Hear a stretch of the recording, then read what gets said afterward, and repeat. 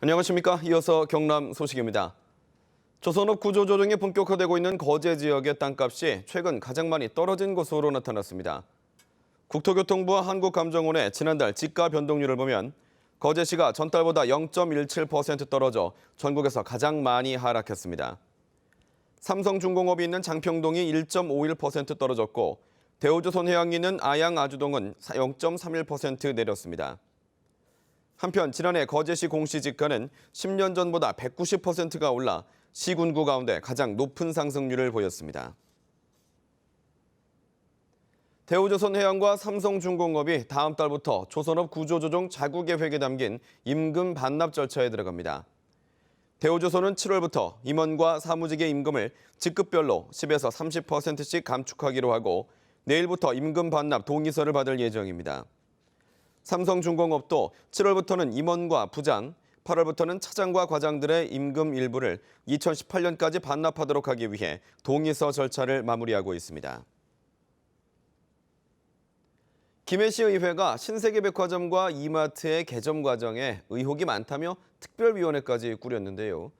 백화점이 주변 상인 반발에도 개점을 했지만 정작 의혹을 조사하겠다던 특위는 아무런 성과도 거두지 못해 이름만 특위라는 지적을 받고 있습니다.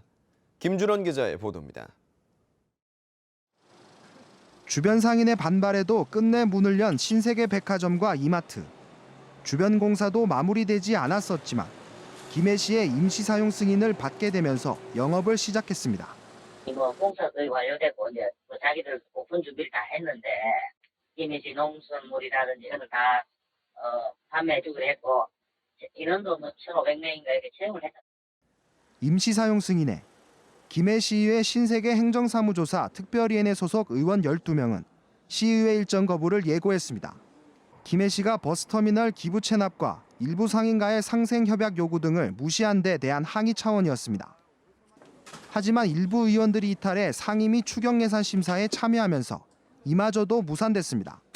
불충하겠다 이렇게 얘기를 했는데 임시 승인이 났지만은 행정 처분 자체가 잘못됐다 그러면 처분 자체에 대해서 그게 취소도 할 수 있다.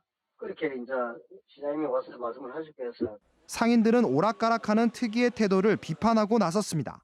시민을 위한 그런 의결기구인데 왜 나서지 않느냐? 굉장히 분노하고 있을 수 없는 일이 일어났다라고 생각하죠. 신세계를 위한 이렇게 의원들이 아닌가. 신세계 관련 의혹을 파헤치겠다던 김해시의 신세계 특위가 성과도 없이 소리만 요란했다는 지적을 받고 있습니다. KBS 뉴스 김준원입니다. 김해공항이 확장되면 인근 주민의 소음 피해가 1,000가구 미만일 것이라는 용역 결과에 대해 김해 주민들이 반발하고 있습니다.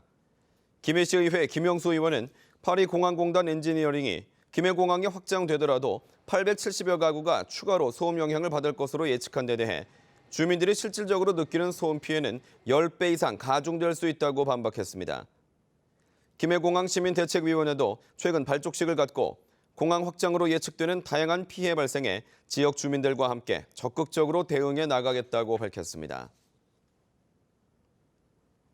영남권 신공항에 이어 한국문화권의 입지 발표도 무산됐습니다.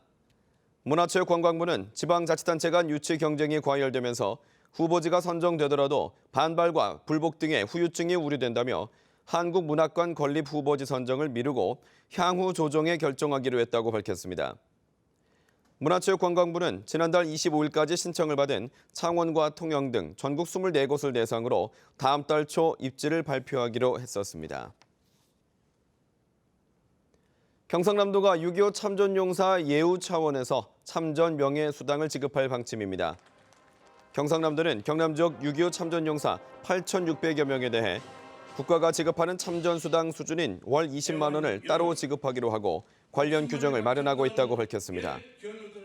경상남도는 시군별로 지급하는 참전수당 예산과 도 예산을 합칠 계획이며 보건복지부와 시군과 협의를 거쳐 8, 9월쯤 최종 확정할 예정입니다. 조선업 구조 조정으로 대규모 실업이 우려되고 있는 경남 지역의 하반기 신규 채용 규모도 지난해보다 줄어들 것으로 보입니다. 고용노동부가 전국 상용 근로자 5인 이상 업체 3만 2천여 곳을 조사한 결과 올해 하반기 채용 계획 인원은 31만여 명으로 지난해 같은 기간보다 8.8% 늘었습니다. 그러나 경남은 조선업 구조 조정 등의 영향으로 하반기 신규 채용 규모가 지난해 같은 기간보다 6천여 명, 울산은 3천여 명 준 것으로 나타났습니다.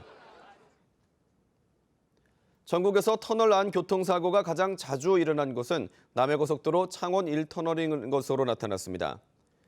한국도로공사 경남본부는 최근 5년 동안 남해선 창원 1터널에서 24건의 사고가 일어나 교통사고가 가장 잦은 터널로 조사됐고 사고 원인은 대부분 안전거리 미확보였다고 밝혔습니다.